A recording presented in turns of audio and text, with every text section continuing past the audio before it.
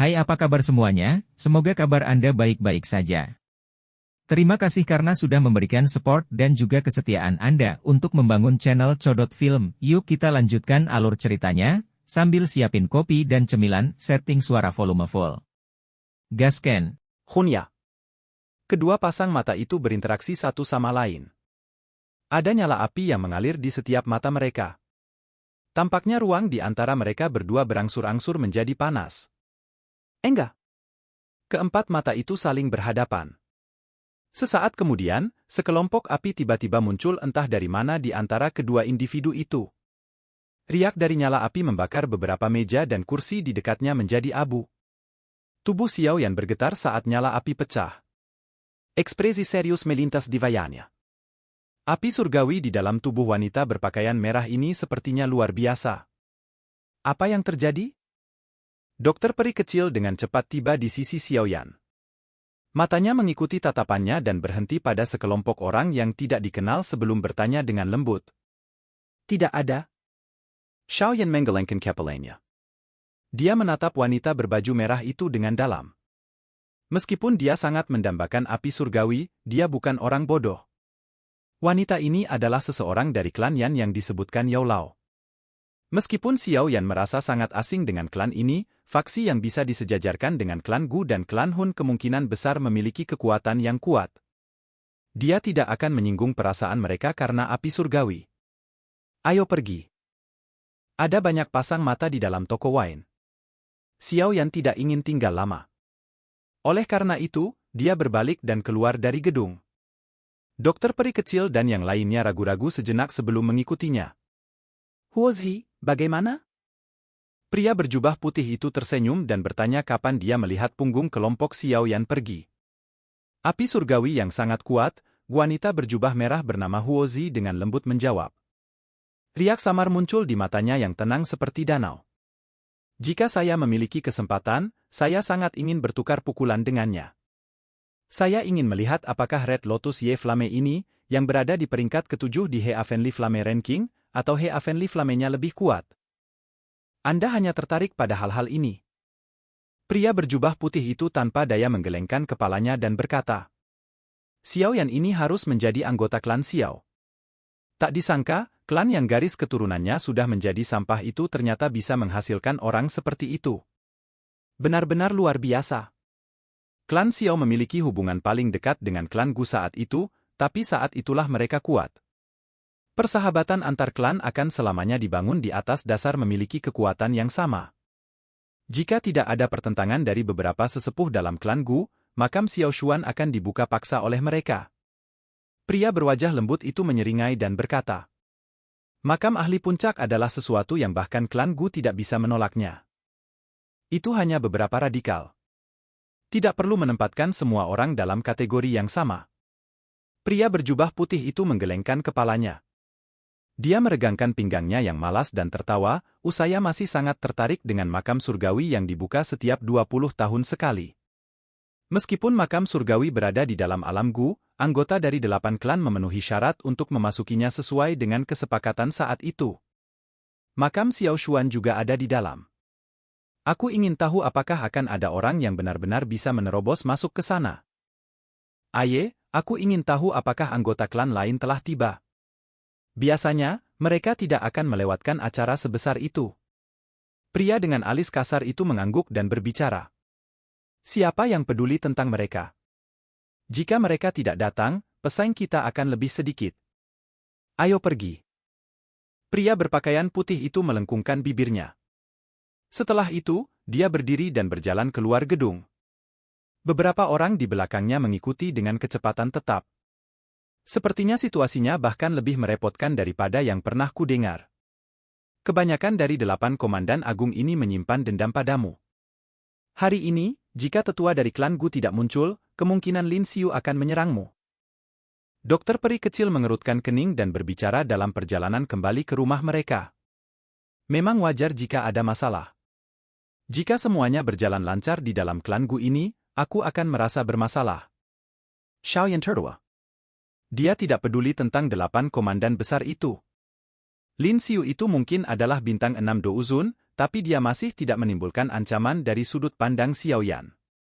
Satu-satunya orang di antara 8 komandan hebat ini yang Xiao Yan merasa sedikit khawatirkan adalah komandan pertama yang belum menunjukkan dirinya. Yang aku khawatirkan bukanlah 8 komandan hebat ini. Sebaliknya, saya khawatir tentang 4 jenderal besar. Mereka adalah orang-orang paling berbakat di antara generasi muda klan Gu. Menurut potensinya, mereka juga orang-orang dengan kemungkinan terbesar untuk menjadi Black Submerged King. Anda harus menyadari bahwa persyaratan terendah untuk setiap raja terendam hitam adalah untuk mencapai kelas Ban Sheng. Dokter peri kecil memuntahkan lebih banyak informasi dengan suara serius. Ban Sheng, ha? Xiao Yan berhenti berjalan sejenak. Matanya yang hitam pekat dipenuhi dengan kuburan. Yang disebut 4 jenderal besar adalah individu yang benar-benar merepotkan. Menghadapi orang-orang yang seperti monster ini benar-benar membuat Xiao Yan merasakan tekanan. Jika itu berkah, itu bukan masalah. Jika ini masalah, tidak ada jalan keluar, tidak ada gunanya mengatakan semua ini sekarang. Jika masalah ingin menemukan kita, tidak akan ada yang bisa kita lakukan. Terlepas dari apakah itu untuk reputasi pavilion bintang jatuh atau klan Xiao saya, ada beberapa hal yang tidak dapat dihindari. Xiao Yan menggelengkan kepalanya. Keempat jenderal hebat itu mungkin memang merepotkan, tetapi mereka tidak cukup untuk menyebabkan Xiao Yan mundur karena kesulitan. Tidak ada yang tidak dia lihat selama bertahun-tahun ini. Sebenarnya tidak banyak orang di antara generasi yang sama yang bisa membuatnya mundur tanpa berperang. Bahkan para jenius sejati dari klan Gu tidak akan bisa memaksanya untuk mundur. Hal? Tinju di bawah lengan Xiao Yan tiba-tiba menegang saat pikiran ini melintas di hatinya. Pada saat inilah dia tiba-tiba berhenti. Seolah-olah dia merasakan seseorang datang. Dia tiba-tiba mengangkat kepalanya, dan tatapannya mendarat di ujung jalan kecil di hutan. 3 sosok berjubah hitam secara acak berdiri di sana. Perasaan berbahaya diam-diam menyebar dari mereka. Dokter peri kecil dan yang lainnya juga merasakan sesuatu ketika Xiao Yan menemukan ketiganya. Douki di dalam tubuh mereka mulai beredar. Kamu adalah Xiao Yan dari klan Xiao kan? Pemimpin dari 3 individu berjubah hitam mengguncang jubah hitamnya sedikit dan tawa yang agak teduh perlahan dikeluarkan. Tawa itu tidak terdengar kuno. Jelas, pemiliknya bukanlah iblis tua. Kamu siapa? Xiao Yan mengerutkan alisnya dan bertanya. Haha, saya pikir Anda akan memiliki kenangan yang mendalam tentang kami. Pemimpin berjubah hitam itu tertawa saat mendengar pertanyaan Xiao Yan. Ekspresi Xiao Yan tenggelam saat mendengar jawaban ini. Matanya dengan hati-hati menyapu mereka bertiga.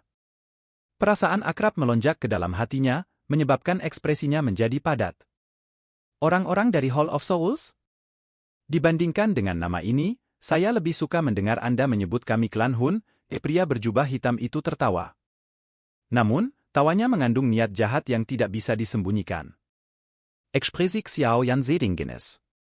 Dia mulai pada ketiga orang ini dengan cara yang padat. Douki dengan cepat beredar di dalam tubuhnya. Tak disangka dia akan bertemu orang-orang dari Hall of Souls di sini. Tidak perlu bersikap seperti ini. Tugas menangkapmu seharusnya tidak dilakukan olehku. Karena itu, saya juga tidak ada niat untuk campur tangan. Aku datang ke sini hanya karena aku ingin melihat seberapa jauh klan Xiao, yang telah dengan kuat menekan klan Hunku, telah jatuh. Pria berjubah hitam itu menyeringai. Kamu bisa tersesat setelah melihat apa yang kamu inginkan. Dokter peri kecil tertawa terbahak-bahak. Dia mengepalkan tangannya, dan douki yang besar dan perkasa diaglomerasi menjadi cambuk douki di tangannya.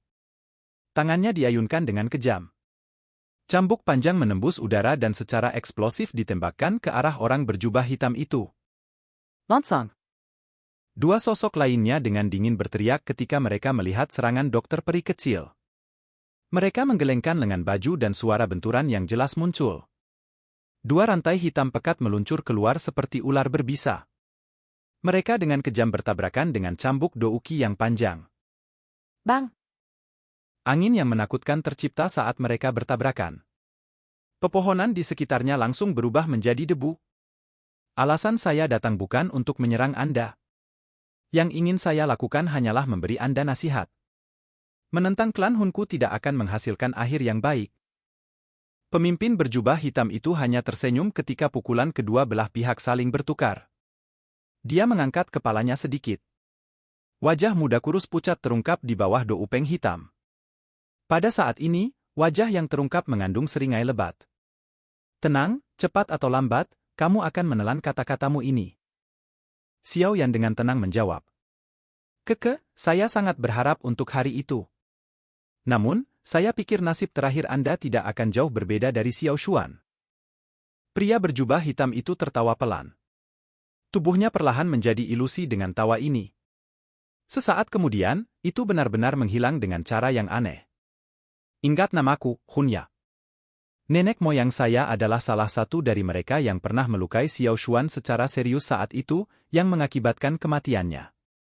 Oleh karena itu, kali ini, orang yang akan menghabisimu kemungkinan besar adalah aku, ini adalah takdir.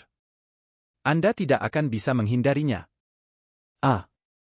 Tawa samar perlahan dipancarkan dari ruang kosong setelah 3 sosok berjubah hitam menghilang.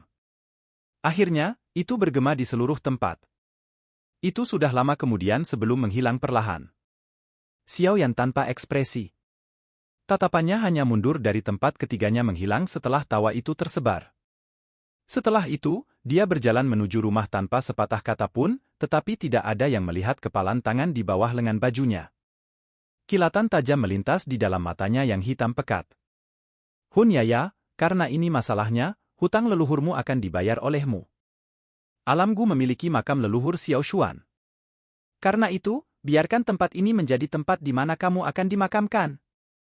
Kelompok dokter peri kecil mempelajari punggung Xiao Yan. Meskipun Xiao Yan tetap diam, mereka bisa merasakan niat membunuh yang padat merembes dari tubuhnya. Jelas, Hunya benar-benar telah memicu keinginan membunuh di hati Xiao Yan. Orang ini akan menyesal, silakan pergi ke.